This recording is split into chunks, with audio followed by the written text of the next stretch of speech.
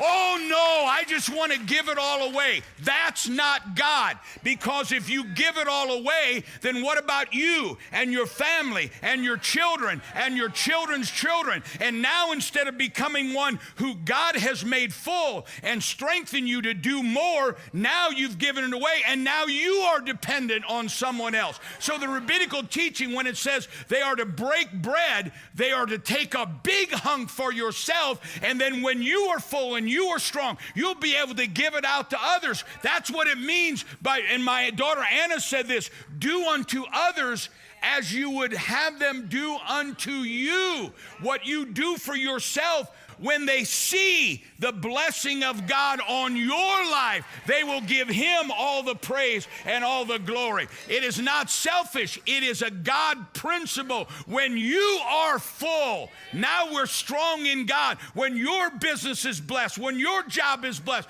when you have more than enough, now it's running over, and now we can change the world. Somebody give the Lord a clap offering.